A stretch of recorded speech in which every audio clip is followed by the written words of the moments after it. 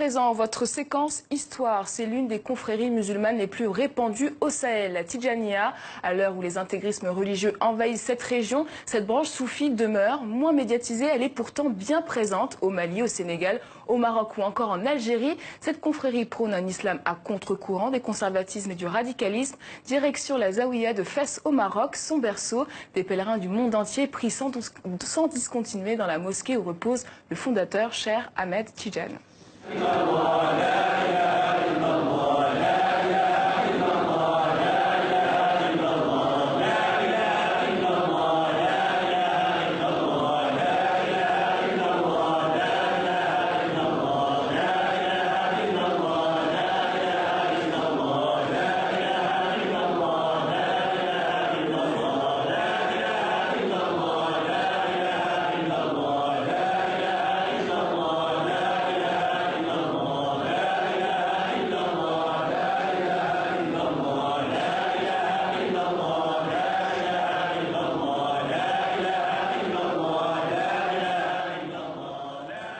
Avec nous, Slimane Zeguidour, qui s'est penché sur la question de Tidjaniya. Bonsoir Slimane. Bonsoir. Alors expliquez-nous, c'est quoi la Tidjaniya? Alors la Tidjaniya, elle porte le nom de son fondateur, Ahmed Tidjani, qui est un Algérien, et une confrérie religieuse soufie en islam. C'était quelque chose de très commun jusqu'aux années 50, c'est-à-dire jusqu'aux années 50, pendant 14 siècles, l'islam reposait sur des confréries. Il y avait des milliers de confréries, dont certaines transnationales. Et la confrérie, c'est quoi? C'est un saint qui la fonde. Et ce saint est perçu par les fidèles comme un intercesseur entre les fidèles et Dieu. C'est lui, c'est pour ça qu'il est censé tenir une baraka pour bénir quand il est vivant. Et quand il meurt, son mausolée, qu'on appelle vulgairement un marabout, devient un lieu de pèlerinage pour demander aussi la baraka du saint, même après sa mort. Et il faut dire aussi que ses enfants reprennent aussi sa sainteté et continue à la distiller aux populations. C'est cela une confrérie. La Tidjaniya est une des plus grandes confréries musulmanes fondée en Algérie. Elle est passée par le Maroc, ensuite elle a gagné l'Afrique occidentale où elle a vraiment trouvé le public le plus assidu. Et justement, comment elle s'est exportée dans ces pays africains? Alors, elle s'est exportée d'abord quand elle a commencé à avoir des soucis en Algérie sous la domination française. Une partie s'est exilée au Maroc, à Fès, parce que Fès, avec la grande et prestigieuse médersa de Fès, c'était déjà un centre de formation. Et à partir du Maroc, elle a suivi la route des caravanes qui descendaient par l'Afrique occidentale jusqu'au fleuve Sénégal. C'est la voie royale depuis l'Antiquité pour le commerce de toutes sortes de choses, y compris des idées. Et c'est pour cela qu'elle a, tout en étant présente en Égypte, en Turquie, c'est vraiment autour du Sénégal, mais aussi en rayonnant vers le Burkina Faso, la Gambie, le Mali, la Mauritanie évidemment, qu'elle a trouvé son bassin naturel où elle a été adoptée, non seulement adoptée, mais enrichie par des lignées de ulama comme le Hajj Malik Sy ou le Hajj Omar Tal. Il y a eu des lignées de très grands théologiens. Et pourquoi les confréries sont importantes en islam?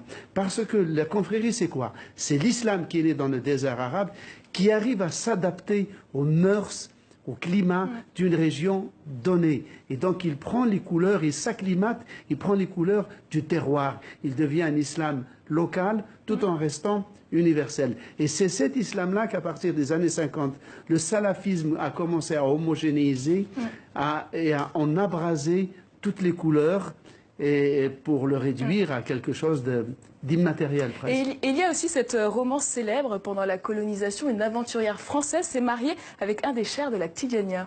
Oui, avec un des fils, un des enfants de Ahmed Tidjani, le fondateur dans la ville de Laghouat en Algérie. Effectivement, il l'a rencontré en France où il était plus ou moins en exil.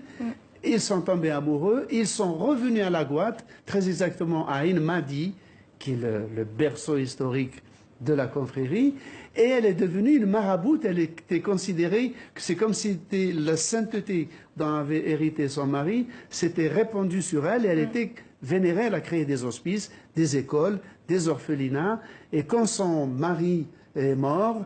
Elle s'est remariée avec un autre de sa famille. Et après, elle est repartie en France où elle a été décorée, honorée, Légion étrangère, Légion d'honneur. Et donc, elle reste un personnage très populaire en Algérie, chez les musulmans, mais aussi dans son pays d'origine, la France. Et comment aujourd'hui la confrérie est-elle devenue un outil de soft power pour des pays comme l'Algérie ou encore le Maroc? Ah, exactement. C'est vrai que aussi bien Rabat qu'Alger, il y a une espèce de bras de fer feutré, tout en dentelle, sans surenchère verbale, pour utiliser cette confrérie comme un vecteur d'influence, de rapprochement, de tissage de réseaux entre l'Afrique et le Maghreb. Le Maroc se flatte d'avoir la tombe à Fès, ce magnifique mausolée à Fès, et quand les notables tijanes de l'Afrique vont au Maroc, ils sont reçus au palais, soit par le roi, soit par un proche du roi. Donc, ils sont complètement honorés. L'Algérie, qui elle a le berceau, n'a pas la tombe, mais elle a le berceau, la zaouia, donc l'oratoire où la confrérie s'est développée, essaye d'utiliser ça comme un vecteur pour son influence, son soft power en Afrique. C'est ainsi qu'en 2006, l'Algérie a organisé un congrès international à La Guatte et à Ain Madi, où ils ont invité des religieux et des notables africains de 29 pays pour essayer de ressusciter le lien sentimental entre l'Algérie, entre la Guatte, Ain Madi, et le peuple de la confrérie tidjane, dont la majorité, une bonne partie, se trouve au Sénégal. Est-ce que finalement l'expansion du Tidjania n'est pas une manière aujourd'hui, parmi tant d'autres, de faire obstacle à l'intégrisme religieux?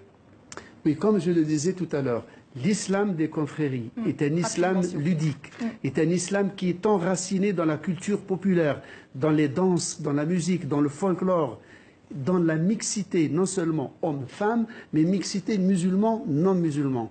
Toutes ces habitudes, tout ce folklore, ce côté naturaliste, fêtard, il suffit de voir les moussem, par exemple, au Maroc, ou les pèlerinages à Tiwawan, au Sénégal, qui est la capitale mondiale des Tidjanes, pour voir un islam débonnaire, coloré et ouvert. Merci beaucoup, Slimane, pour votre éclairage.